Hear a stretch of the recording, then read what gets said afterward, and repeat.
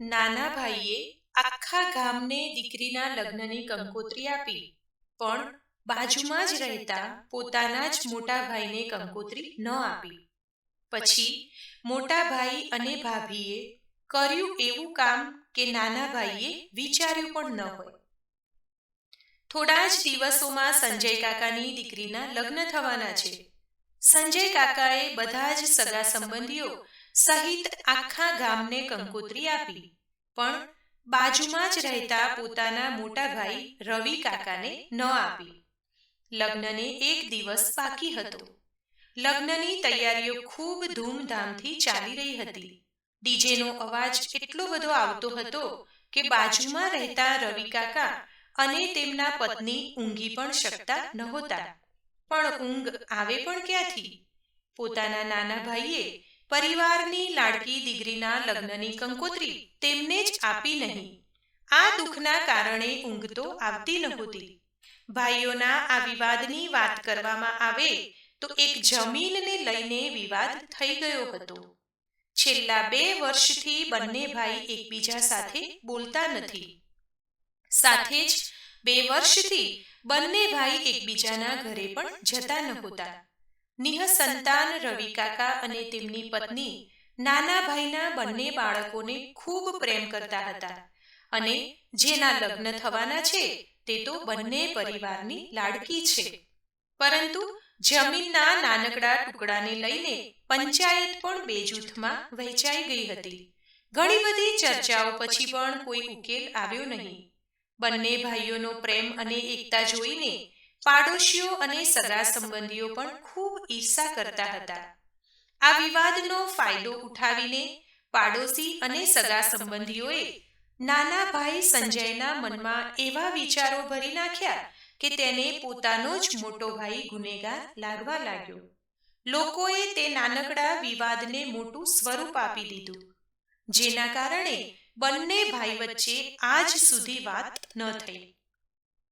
સંગીત અને મહેંદીના ડીજેનો અવાજ જોરદાર હોવાથી રવિ કાકાને ઊંઘ ન આવી, જેના કારણે તે બહાર ચાલવા નીકળ્યા.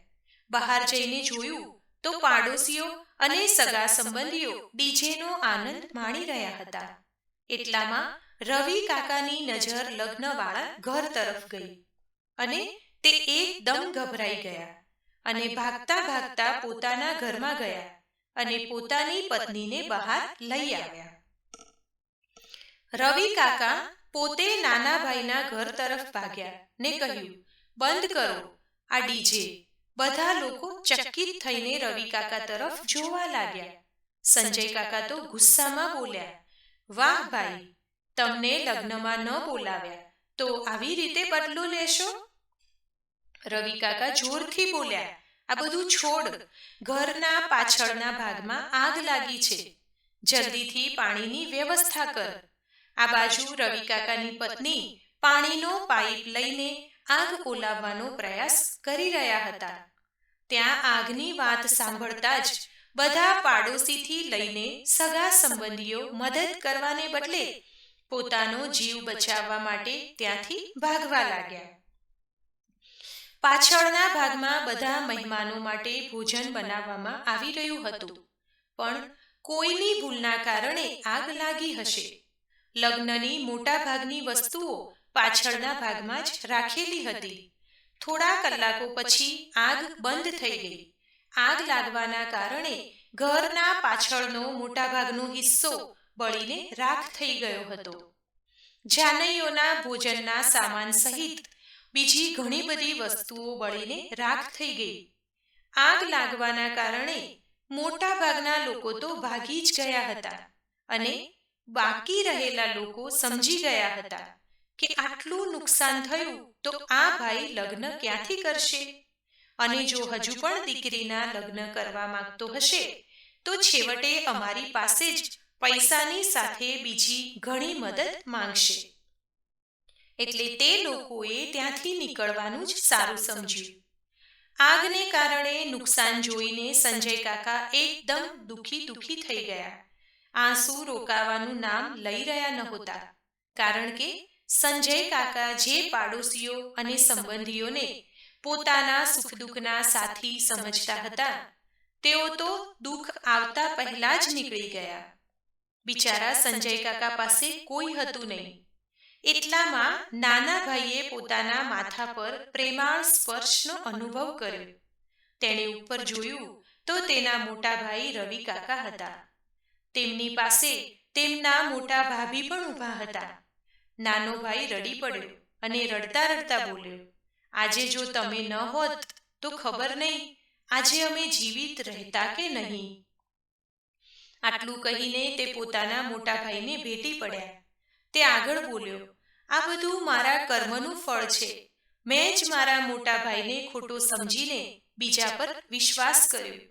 મેં મારા ભગવાન જેવા ભાઈ ભાભીનું દિલ દુખાવ્યું, એટલે જ મને સજા મળવાની જ હતી. તમે બંને જણા મને માફ કરજો. ત્યારે રવિ કાકા બોલ્યા, અરે ભાઈ, તું હવે જૂની વાતોને યાદ કરીને કેમ દુઃખી થાય છે? કાલે આપણી લાડકી દીકરીના લગ્ન છે. ચાલ હવે તેની તૈયારીઓ વધુ ઝડપથી અને સારી રીતે કરવાની છે. હવે આ લગ્ન અમારે ઘરે થશે અને એટલા ધામધૂમથી કરીશું કે આખી ગલી તો શું, આખું ગામ જોતું રહી જશે.